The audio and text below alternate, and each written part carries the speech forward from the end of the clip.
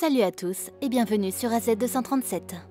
À première vue, les Miller semblent être une famille américaine typique, composée de Mark et Sarah et de leurs 2 jeunes enfants. Mais si la famille semble normale aujourd'hui, il n'en a pas toujours été ainsi. Personne ne comprenait ce qui se passait derrière cette apparence. Sarah est avec Mark depuis qu'elle a 15 ans et le couple semble avoir grandi ensemble. Ils sont devenus très proches très peu de temps après leur rencontre. Et il y avait une bonne raison à cela. Sarah a rencontré Mark pour la première fois lorsqu'elle est allée avec des copains traîner dans un entrepôt abandonné où de nombreux jeunes gens squattaient. Il s'agissait d'un lieu de rencontre local où se déroulaient fréquemment des fêtes à l'abri des radars de la police et qui était donc très populaire dans la petite ville. À cette époque, Mark ne résidait à l'entrepôt que depuis quelques semaines, lorsque Sarah, ses copains et quelques autres individus sont arrivés. Il a d'abord été assez silencieux et n'a pas établi de contact visuel. Il est resté assis seul à l'extérieur du bâtiment pendant la majeure partie de la nuit. Les autres squatteurs, qui étaient dans l'entrepôt depuis longtemps, ont informé Sarah et ses compagnons que c'était ainsi depuis son arrivée. Ils n'appréciaient pas son comportement perturbateur, mais ils n'étaient pas prêts à expulser un jeune de 16 ans qui n'avait nulle part où aller. Regardons leur histoire. Mais avant de commencer, voici la question du jour. Je tombe sans me faire mal. Qui suis-je? Donnez-nous votre réponse dans les commentaires. La réponse exacte vous sera donnée à la fin de la vidéo. N'hésitez pas à liker la vidéo pour nous encourager. Et si vous êtes nouveau sur la chaîne, abonnez-vous et activez la cloche de notification pour ne manquer aucune de nos prochaines vidéos. Sarah avait le béguin pour Mark. Elle était de plus en plus intriguée par lui à mesure qu'elle passait du temps à l'entrepôt et que la nuit avançait. Quelque chose dans son apparence et sa nature intrigante l'attirait.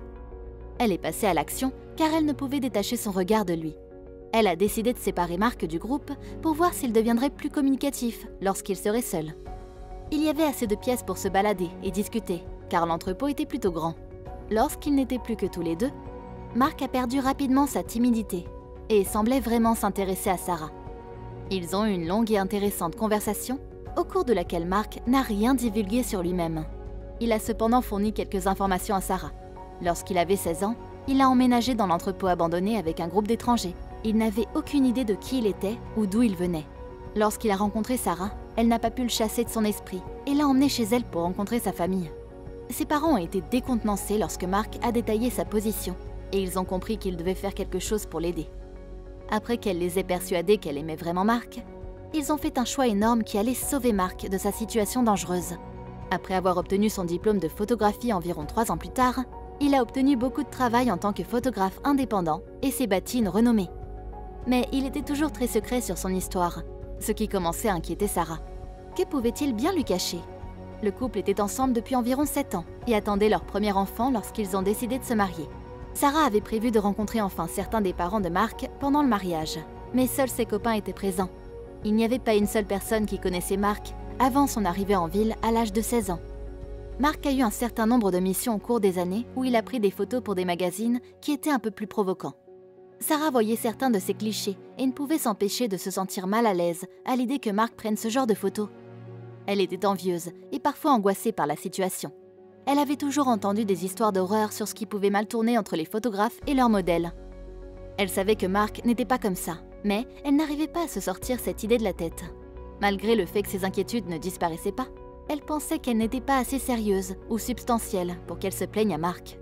Ces séances de photos étaient souvent très lucratives et les avantages l'emportaient clairement sur les inconvénients pour elle. De plus, elle avait toujours confiance en Mark. Ce matin-là, Mark a retiré tout l'argent de leur compte de dépenses sans explication. Il avait découvert une opportunité d'investissement et voulait la saisir rapidement avant que quelqu'un d'autre ne le fasse. Sarah était consciente d'avoir dépensé beaucoup plus que d'habitude.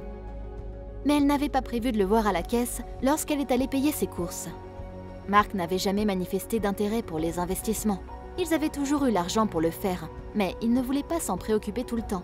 Et Sarah n'avait aucune idée de comment elle aurait pu gérer quelque chose comme ça.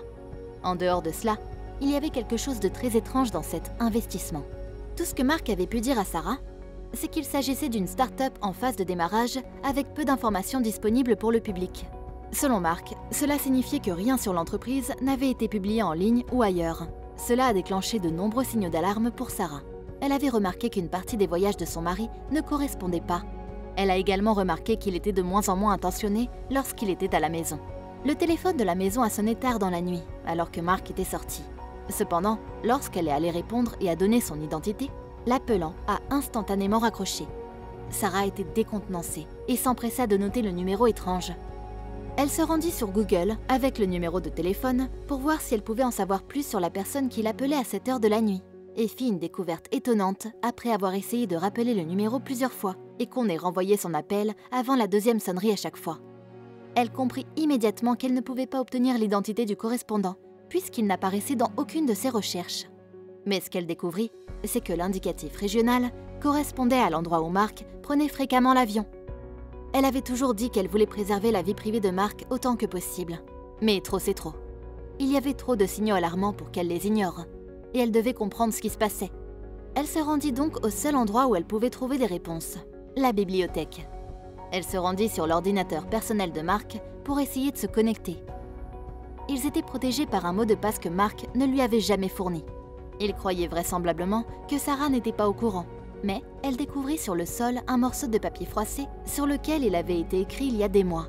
Elle déverrouilla l'ordinateur et fut immédiatement confrontée à une pléthore de dossiers magnifiquement rangés et remplis de photographies. Sarah était quelque peu décontenancée par le volume impressionnant, mais elle se reprit rapidement. Elle enregistra sur son téléphone une feuille de calcul fraîchement mise à jour avec l'historique des vols de Mark et commença à chercher des images datant de quelques jours après les visites de Mark dans la ville qu'il fréquentait. Elle avait reçu un appel de cette même ville la nuit précédente. Elle fut décontenancée par ce qu'elle découvrit. Elle ne put découvrir aucune image de ces époques exactes en passant de l'ancien au nouveau. Elle pensait que l'une des premières choses que Mark ferait en rentrant du travail serait de télécharger les nouvelles images sur cet ordinateur. On peut donc supposer qu'il n'avait pas fait ses excursions pour prendre des photos. Sarah, de son côté, finit par trouver le dossier qu'elle cherchait. Il était daté de quelques jours seulement après la dernière visite de Mark en ville. Sarah ouvrit le dossier, ses doigts tremblants d'excitation. Elle se sentait comme si elle était prête à être témoin de n'importe quoi. N'importe quoi sauf ça. Toutes les photos du dossier étaient de Mark, mais pas seulement de lui seul, mais aussi de lui avec une autre famille, une autre femme et 2 enfants. Sarah n'avait jamais vu ces gens avant. Et n'en croyait pas ses yeux quand elle les vit. Ça ne peut pas être vrai, se dit-elle. Elle découvrit que son mari Mark menait une seconde vie et avait une autre famille. Sa famille était-elle au courant de son existence? Est-il possible que cela explique tout? Elle ne pensait qu'à sa vie qui s'écroulait. Elle réalisa qu'elle devait quitter Mark et demander le divorce. Lorsque Mark rentra chez lui le lendemain, il fut confronté à tout, dès l'instant où il entra dans la maison. Sarah l'informa qu'elle avait l'intention de divorcer. Mais il lui dit soudain quelque chose qui la stoppa net dans son élan. Il tenta de la persuader qu'il pouvait tout lui expliquer, mais Sarah n'était pas convaincue.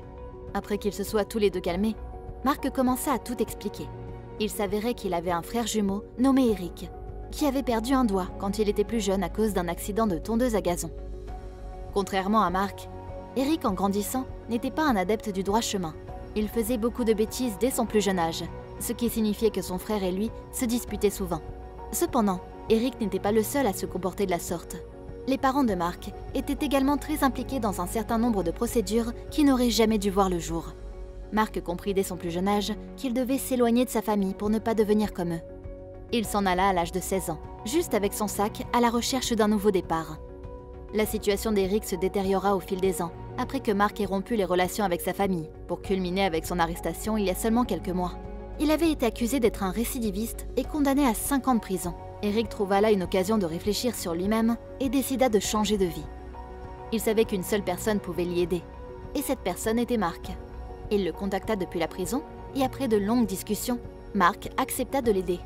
Mark dut garder secrète son aide à Eric, car il ne voulait toujours pas que Sarah sache quoi que ce soit sur sa famille. Il craignait qu'elle ne tente de les contacter.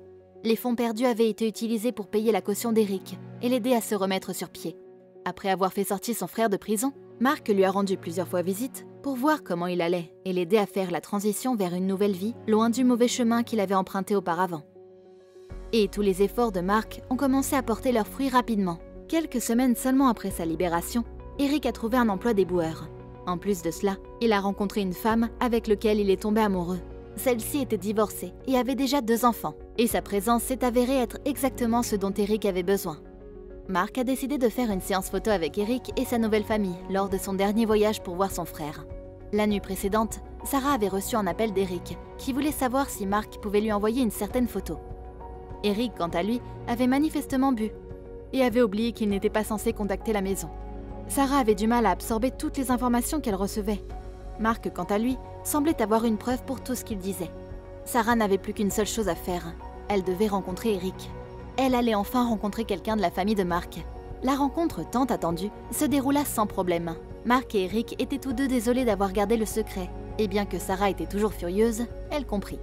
Lorsqu'il avait prédit qu'elle essaierait d'entrer en contact avec elle, le couple se jura de ne plus se cacher de secret, et les deux familles commencèrent à développer une belle amitié au cours des mois suivants. Et la photo qui avait failli pousser Sarah à demander le divorce était maintenant bien en vue dans le salon d'Eric. Quelle est votre opinion au sujet de cette histoire? Dites-le nous dans les commentaires. Et maintenant, la réponse à la question du jour. La nuit. Bravo à tous ceux qui ont trouvé la bonne réponse. Nous voici arrivés au terme de cette vidéo. Merci de l'avoir regardée jusqu'à la fin. Surtout, n'oubliez pas de la liker et la partager autour de vous. À très bientôt sur AZ237.